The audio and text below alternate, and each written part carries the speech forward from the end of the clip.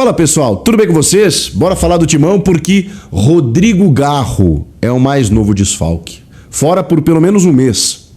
E a gente vai falar também de números interessantes de Dorival Júnior na comparação com Ramon Dias. Chega mais, eu sou o Chico Garcia, inscreva-se no canal e vamos juntos. Caramba, hein? Que loucura. Eu fico impressionado, cara. Todo dia tem uma notícia de um machucado e por uma lesão diferente, por um problema diferente, o Corinthians está preenchendo o bingo das lesões e com seus principais jogadores.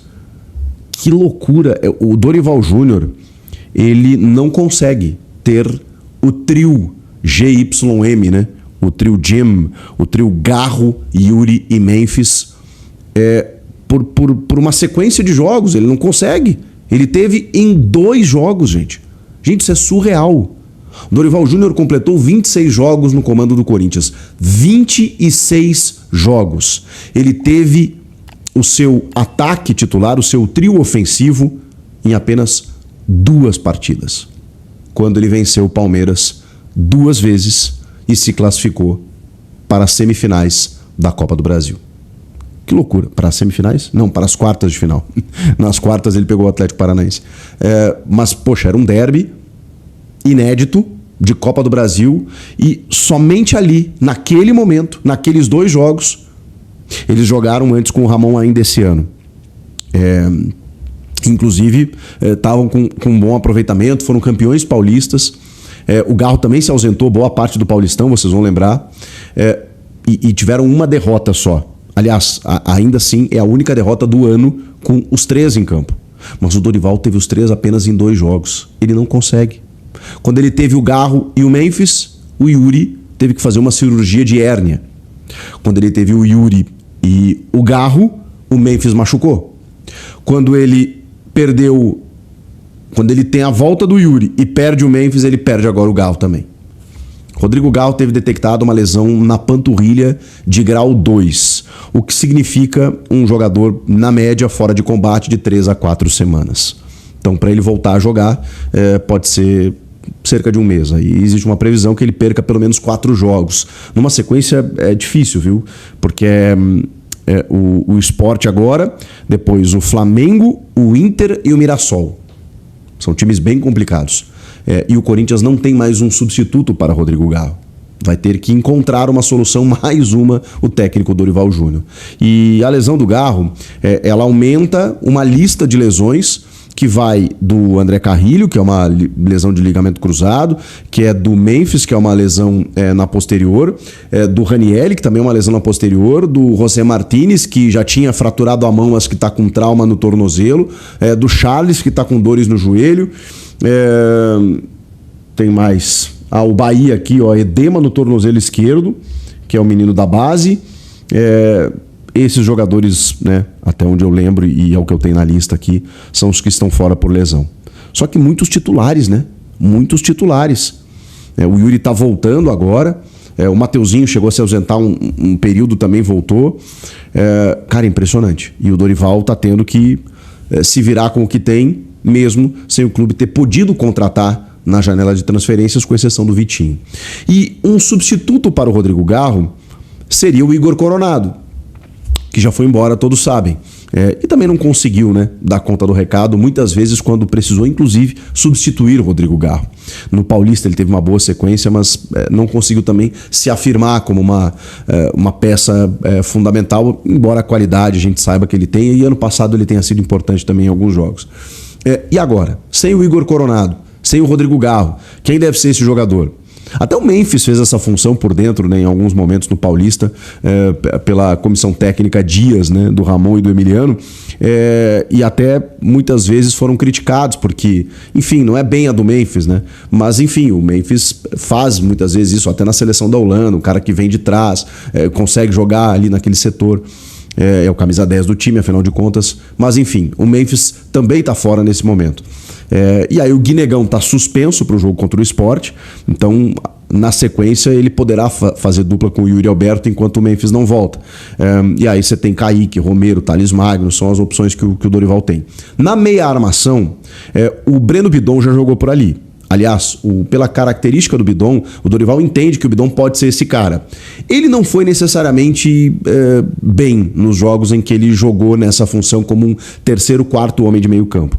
O Bidon, inclusive, cresceu nos últimos jogos fazendo a segunda função, na minha opinião. Juntamente do Maicon, mesmo com o Ranieri no time, o Bidon faz muito bem essa função de cadenciar o jogo, de fazer triangulações pelo lado, de pegar essa bola no pé do primeiro volante e mapear o jogo para poder iniciar a construção. Acho que o Bidon faz muito bem. Acho que ele poderia ser até mais ousado, mais agressivo, mais finalizador. Ele faz um golaço contra o Grêmio em Porto Alegre no primeiro turno desse Brasileirão, justamente por essa finalização que ele tem a média distância. Mas ele faz muito pouco isso. Acho que ele deveria fazer mais, especialmente para ser esse cara que o Dorival acha que ele pode ser, de um meia mais de chegada. Com exceção do Bidon, o Vitinho foi o cara que entrou no jogo contra o Fluminense, fazendo essa função um pouco mais por dentro. Tem capacidade para tal. Ele vem de trás, ele carrega a bola, ele é um bom condutor, um bom finalizador de média distância. Ele também gosta de combinar jogadas. O Vitinho pode ser esse cara. Ele pode ser testado mais, até pra gente perceber se, o Vitinho pode verdadeiramente fazer essa função. E depois do Vitinho, que eu acho até que vai ser a opção do Dorival, ele teria algumas opções na base. O Dieguinho, que acho que está mais pronto, que entrou até em alguns jogos já do profissional mais pelo lado do que por dentro, mas ele na base jogava por dentro e é um jogador de uma qualidade técnica muito boa, inclusive fazendo essa função tanto no Sub-17 quanto no Sub-20. E o Gui Amorim. O Gui Amorim foi inscrito no Brasileirão semana passada, teve o seu contrato renovado, né, diante de toda aquela leva de jogadores da base que tiveram valorizações salariais, aumento de multa e tudo mais. O Gui Amorim, ele ainda não conseguiu jogar muito no Sub-20. No Sub-17, ele é rei. Ele tem, assim, números muito positivos. O Gui Amorim. Só que o Gui Amorim recém começou a trabalhar com o profissional. Acho que ele está numa fila, né? Eu sei que às vezes quando o moleque é diferente, né, e o treinador tem que observar isso, às vezes a oportunidade não escolhe hora. Mas eu acho que ele está numa escala ainda abaixo. O Dieguinho talvez fosse esse cara, mas também a responsa é muito grande. Então, inicialmente, ele deve ir com o Vitinho e colocar o Dieguinho durante os jogos para ver se ele consegue dar conta do recado.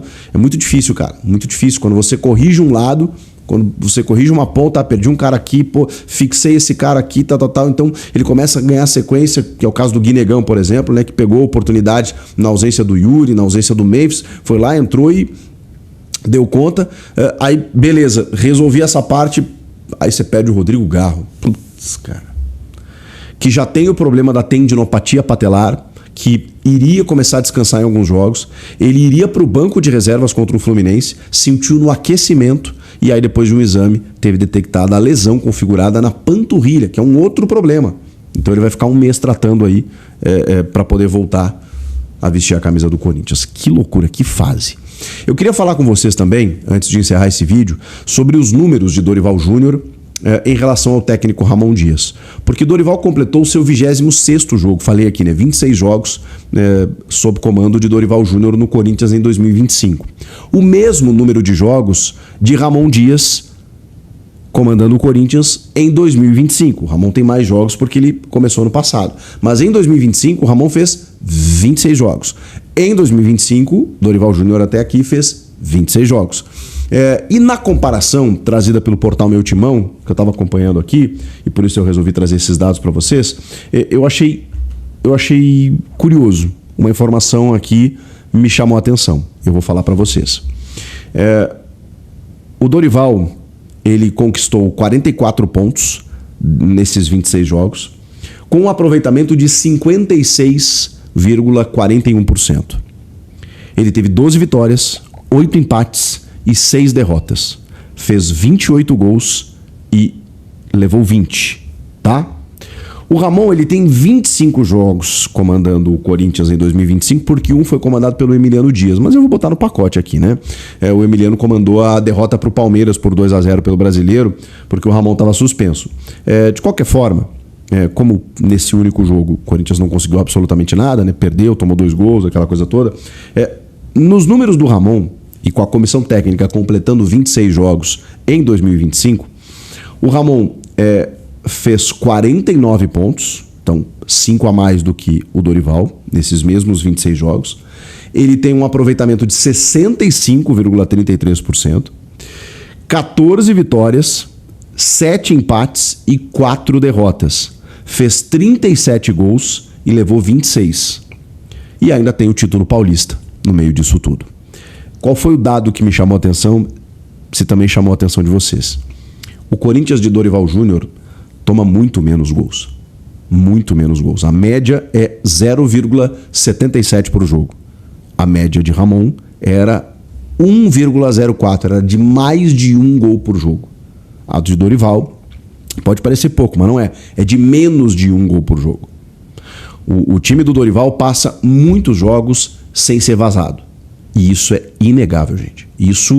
O número está nos mostrando algo que a gente está vendo. O Dorival Júnior ajustou a defesa, que não envolvem apenas os zagueiros. Envolve também a proteção, os laterais, o sistema, a estrutura, não sofrer tanto, porque o goleiro era o mesmo, por exemplo. E os zagueiros também eram os mesmos, que eram muito criticados na gestão de Ramon, que eu acho que fez coisas boas, tem o título paulista, tinha um jeito de jogar que a gente podia discordar em algum momento, mas você via uma cara, foi uma comissão técnica que trouxe êxito para o clube, né? O título paulista, a sequência do ano passado, a classificação para Libertadores, a recuperação do brasileiro, a sinergia que eles criaram, né, com a torcida. Então, assim, tudo isso é louvável. Estou falando aqui de um dado específico. Eles tinham um problema defensivo que eles não conseguiam corrigir, e o Dorival conseguiu corrigir.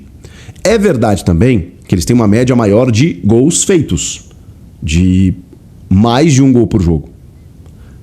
De 1,48 por jogo, quase 1,5 gol por jogo. O Dorival é 1,08 por jogo. Então uma média um pouquinho superior a 1 gol por partida, a do Dorival.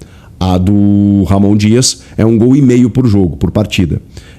A diferença também é pequena, mas assim, no cômputo geral, você consegue ter uma ideia de que a média de gols feitos ela é maior. Mas o que mais me impressiona é o número defensivo. Porque se você passa muitos jogos sem tomar gol, você está muito mais próximo da vitória, né? Acho que isso é meio básico, inclusive. É curioso, porque o número mostrou exatamente aquilo que a gente estava vendo. E também é preciso dizer que os jogos que Ramon e Emiliano Dias pegaram no Corinthians esse ano, eles foram de boa parte no Campeonato Paulista, onde o nível técnico apesar de competitivo, um pouco menor em relação ao que Dorival pegou, com Brasileiro, Copa do Brasil e também Sul-Americana. Então, assim, tem um nível de dificuldade aí do Dorival um pouco a mais. E esses números defensivos que são muito interessantes, na minha opinião. Você ainda tem saudade de Ramon e Emiliano Dias? Está satisfeito com Dorival Júnior? Acho que ele começou a encontrar o time impossível, né? Porque ele perde um jogador por rodada, por lesão. Mas começou a consolidar o seu trabalho, mais do que no desempenho, agora em resultados, chegando a uma semifinal de Copa do Brasil, se recuperando no Brasileiro, ganhando jogos importantes, como foi esse diante do Fluminense fora de casa, e encontrando soluções onde praticamente não existia, né? Na base, em jogadores recuperados, em inventividades, né? Seja no esquema tático, né? Com 3 zagueiros, ele tá dando os pulos dele, o Dorival Júnior, e tá conseguindo solucionar problemas bem complicados assim nesse momento do clube. Isso sem falar no entorno, com o problema político, financeiro, administrativo, que ele está conseguindo blindar para levar dentro de campo o melhor Corinthians possível dentro do cenário atual. O que vocês estão achando do trabalho do Dorival? E o que mais você tem a dizer? E quem deve ser o substituto do Garro? Que notícia ruim, hein? Comenta aqui, inscreva-se no canal. Tô te esperando. Eu volto na próxima. Tchau. E aí, bandilocos, vamos para as últimas notícias do Timão. Corinthians reabrirá aluguéis de mais de 400 cadeiras cativas da Neoquímica Arena. O Corinthians vai reabrir nos próximos dias um lote com cerca de 450 cadeiras cativas para aluguel, localizadas no setor inferior do prédio oeste da Neoquímica Arena. A expectativa é de que ainda nesta semana os acessos sejam disponibilizados no site do Fiel Torcedor.